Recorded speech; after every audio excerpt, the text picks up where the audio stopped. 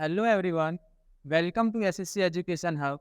तो आज हम 1.4 का पार्ट 4 देखेंगे। हमने 1.4 में एक्सरसाइज यानी कि 1.4 जो है उसमें सारे क्वेश्चन नंबर 2 तक फिनिश कर लिया था, है ना। तो आज हम क्वेश्चन नंबर 3 देखेंगे क्या होने वाला है। देखो, ये क्लास बहुत ही छोटी छोटी क्लास दी जा रही है और आप इनको मन लगा के पढ़ते रहो। तो भाई हम पहले ना क्वेश्चन पढ़ लेते हैं, उसके बाद देखेंगे क्या है। 1 और 2 आपको अच्छे समझ आ गया होगा। बिना लॉन्ग डिवीजन करे हम कैसे डेसिमल एक्सपेंशन निकाल देते हैं, कैसे टर्मिनेटिंग डेसिमल बता देते हैं, या नॉन टर्मिनेटिंग डेसिमल बता देते हैं। तो अब हम देखें क्वेश्चन नंबर 3 क्या है। तो यहाँ पर एक बार पढ़ लेते हैं। ये कह रहा है the following real number have decimal expansion, ठीक है, एज गिवन बिलो की in each case decide whether they are rational और not. If they are rational of them from P upon Q, what can you say about the prime factor of Q? अच्छा, मतलब हमें कहने का मतलब क्या है, हमें नीचे ना कुछ डेसिमल एक्सपेंशन दे रखे हैं, यानी कुछ पॉइंट के रूप में नंबर दे रखे हैं। ठीक है, हमें क्या करना है, उन्हें P अपॉन Q की फॉर्म में बदलना है। और P अपॉन Q की फॉर्म में बदलने के बाद जो भी उसका क्यू होगा, यानी कि जो भी उसका डिनोमिनेटर होगा, यानी कि पी अपॉन क्यू की फॉर्म में बदलना है। और जो भी उसका डिनोमिनेटर यानी कि क्यू होगा, है ना, उसको ये बताना, उसके बारे में बताना है कि ये क्या है। उसके बारे में हमें अपना एक स्टेटमेंट देना है कि ये क्या है, अगर वो टर्मिनेटिंग डेसिमल है तो। चलो ठीक है, वो के पहले हम देख लेते हैं। पहला क्वेश्चन हमें कौन सा दे रखा है। पहला क्वेश्चन हमें दे रखा है 4 3। एक बार फॉर्म बहुत बहुत बड़ी संख्या है ना, देखते हैं। क्वेश्चन नंबर 3 का फर्स्ट यहाँ पर हमें दे रखा है 4 3 1 2 3 4 5 6 7 8 9। ठीक है, ओके। 4 3.1 2 3 4 5 6 7 8 9 हमें ये दे रखा है। अच्छा, आप ये बताओ, क्या इसका डिवाइड जो है वो चलता चला जा रहा है या फिर रुका हुआ है। रुका हुआ है। अब आप ये बताओ, जिनका डिवाइड रुका हुआ होता है वो कैसे डेसिमल होते हैं, टर्मिनेटिंग होते हैं या फिर नॉन टर्मिनेटिंग होते हैं। तो आप क्या बोलोगे, नॉन टर्मिनेटिंग। ठीक है, जब ये नॉन टर्मिनेटिंग है, ठीक, अब हम इसको एक पी अपॉन क्यू की फॉर्म में बदल सकते हैं। अगर ये टर्मिनेटिंग डेसिमल है तो हम इसको पी अपॉन क्यू की फॉर्म में बदल सकते हैं। बिल्कुल बदल सकते हैं। कैसे, जैसे कि मैं बोलूँ, अगर आपसे मान लो हमने 2.5 दे रखा है, दे रखा है। अभी ये डेसिमल एक्सपेंशन है पॉइंट के रूप में।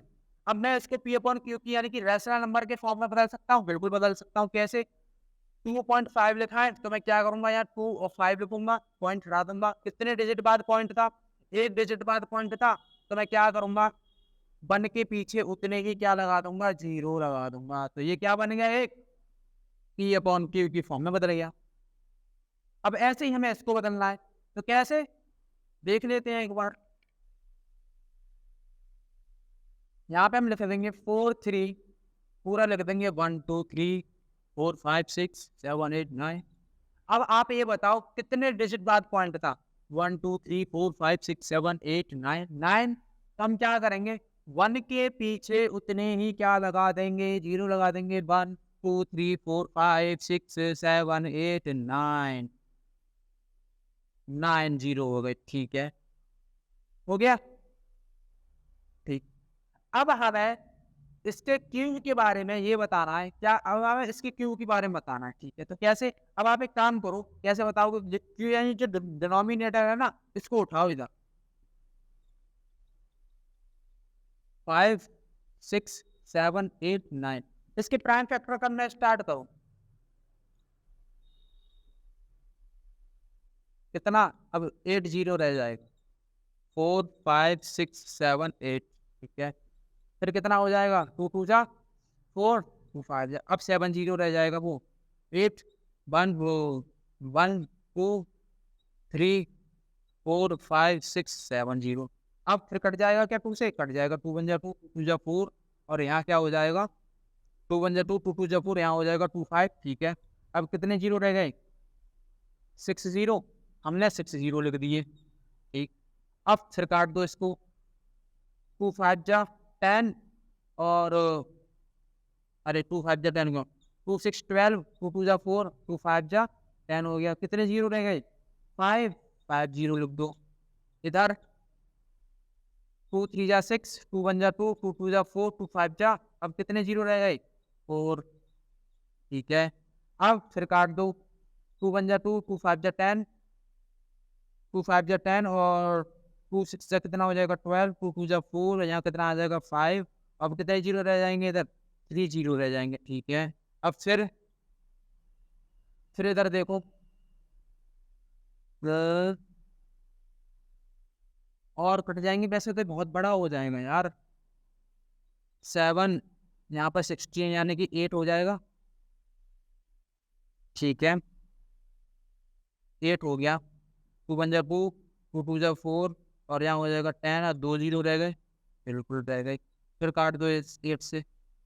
अच्छा एक काम करो, मैं यार डायरेक्ट 5 से काट दूँ। 5 से काटता हूँ, ईजी होगा।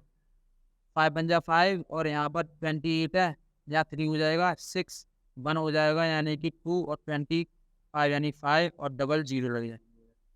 ठीक है, फिर दोबारा काटना है इसको 5 से। तो यहाँ हो जाएगा 5 3 जा 15 और यहाँ 5 1 जा 5 और 5 2 जा 10, 5 8 जा 20।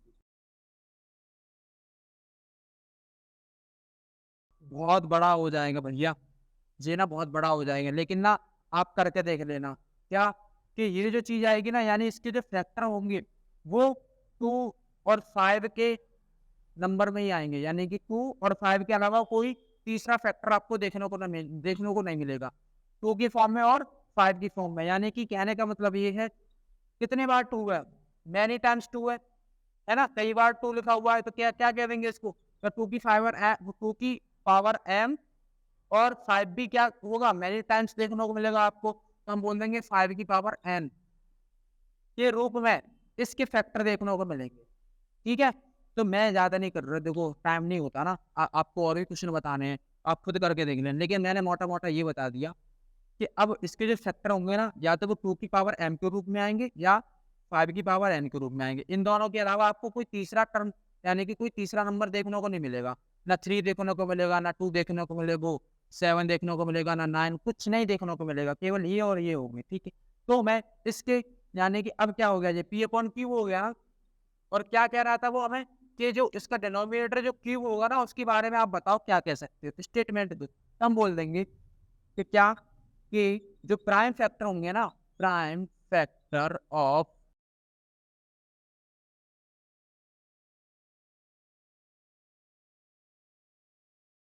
Denominator prime factor of denominator जो होंगे ना इसके, यानी क्यू के, इन द फॉर्म ऑफ 2 की पावर m मल्टीप्लाई में 5 की पावर n के रूप में होंगे, है ना? यही तो होगा। और ये हमने क्या दे दिया, अपना एक कोई स्टेटमेंट दे दिया, किसके बारे में?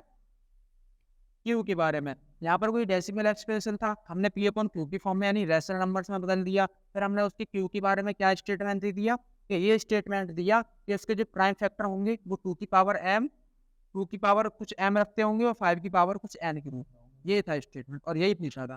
तो आप क्या करोगे, डायरेक्ट ये लिख के और ये लिख देना, ये करो तो कर देना साइड से, है ना, जब आपके बोर्ड एग्जाम हो तब। तो हम देख लेते हैं आगे वाला क्वेश्चन क्या होगा। आगे वाला क्वेश्चन हमें दे रखा है, साफ कर देता हूँ इसको।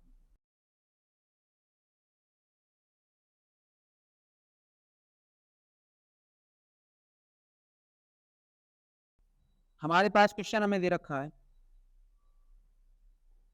3 का क्वेश्चन नंबर पार्ट 2, 0.12, फिर 0012, फिर 0012, मतलब कुछ ऐसे दे रखा है।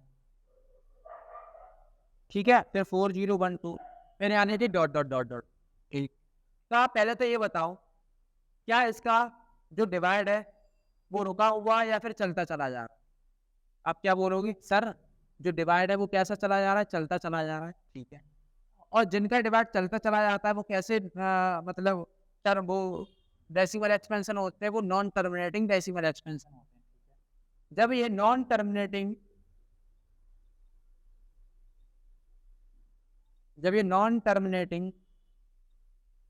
रिपीटिंग डेसिमल एक्सपेंशन है,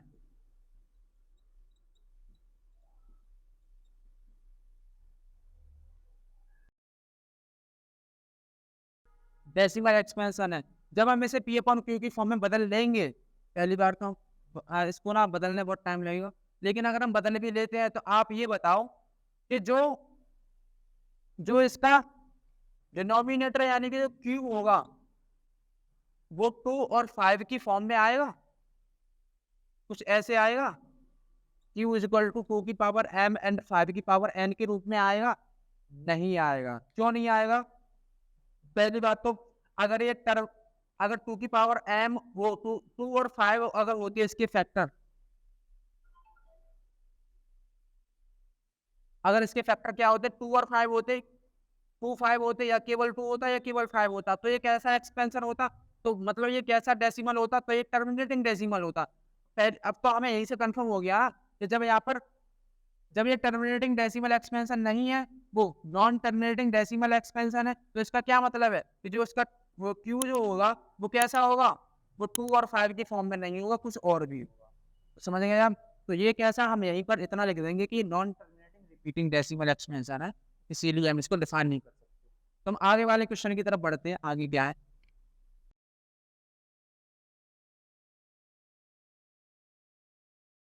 आगे वाला क्वेश्चन देखते हैं।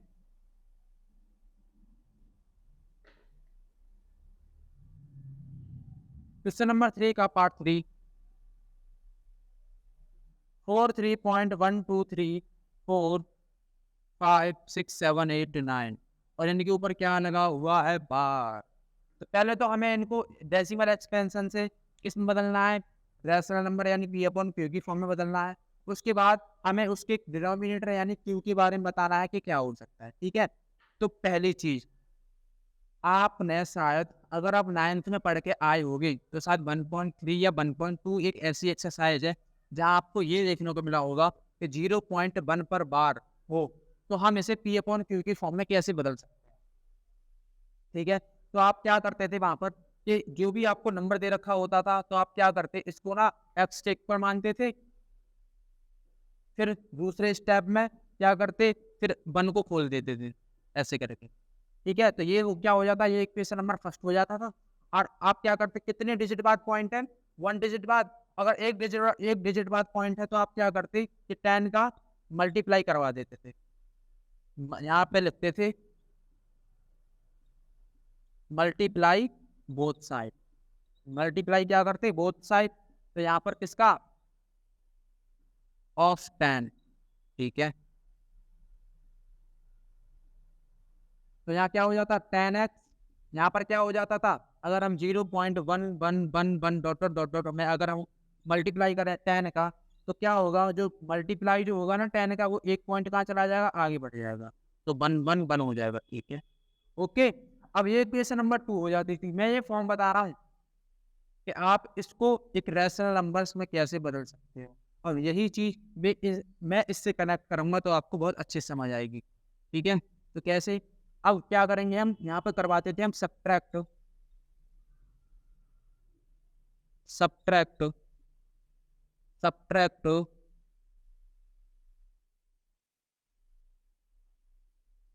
सब्ट्रैक्ट इक्वेशन नंबर 1 को किससे करवाते थे, फ्रॉम 2 से। तो कैसे करवा देंगे, 10x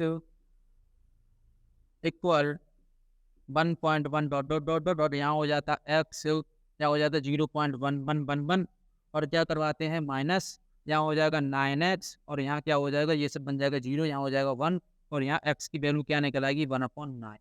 तो देखो पहले क्या था, पहले ये कि डेसिमल एक्सपेंशन के रूप में था, लेकिन अब हमने क्या बदल दिया, ये 1 है, 1, ये 1 है, क्या बदल दिया हमने, एक रैशनल नंबर के रूप में बदल दिया, है ना, पी अपॉन क्यू की फॉर्म में ले आए। अब ठीक,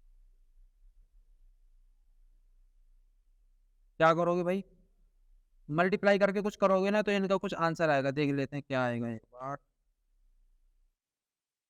क्या है 43 मल्टीप्लाई 1 2 3 4 5 6 7 8 9, ठीक है, प्लस करेंगे हम इसको 1 2 3 4 5 6 7 8 9, तो हमारे पास आया भाई रे भाई, क्या आया कि 4 3 1 2 3 4 5 6 7 4 6 अपॉन में 9 9 9 9 9 9 9 9, ये आ गया।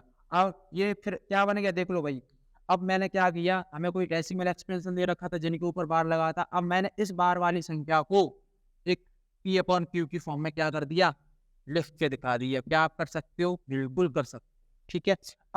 अब कैसे पता करो, अब इसके हमें क्यू के बारे में बताना है, यानी कि जो भी डिनोमिनेटर है इसके बारे में बताना है, तो क्या करेंगे, अगर मैं इसके फैक्टर करना चाहूँ तो आप खुद ही बताओ, अगर मैं इसके फैक्टर करना चाहूँ तो क्या इसके फैक्टर 2 की पावर तो m और 5 की पावर n के रूप में आएंगे या नहीं आएंगे, आएंगे या नहीं आएंगे, बताओ, आएंगे या नहीं आएंगे, नहीं आएंगे। 2 और 5 आ सकता है, लेकिन इनके अलावा कुछ और भी आपको क्या देखने को मिल जाएगा, और भी नंबर देखने को मिल जाएंगे। तो मैं इनके डिनोमिनेटर क्यू के बारे में जो अपना स्टेटमेंट दूंगा वो ये दूंगा कि prime factor of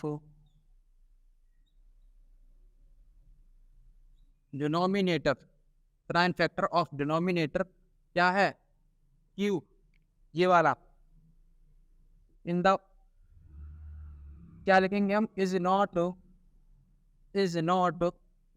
in the form of इसकी में 2 की पावर m और 5 की पावर n के रूप में नहीं, है ना। तो ये था हमारा एक्सप्लेनेशन एंड हमारा स्टेटमेंट। तो अब क्या हुआ, हमारा जो 1.4 जो है यानी एक्सरसाइज 1.4 हमने खत्म कर लिया आज की क्लास में। तो भाई अब हम कल अपने एक नए चैप्टर की स्टार्टिंग करेंगे, चैप्टर नंबर 2, और ये पॉलिनोमियल होने वाला है। तो आज की क्लास हम यहीं स्टॉप करते हैं। अगर आप हमारे चैनल पर नए हो तो भाई सब्सक्राइब जरूर कर लेना, ऐसी धमाकेदार क्लास आपको मिलती रहेंगी। हम मिलते हैं अगली वाली क्लास में, जब तक के लिए थैंक यू, धन्यवाद, बाय।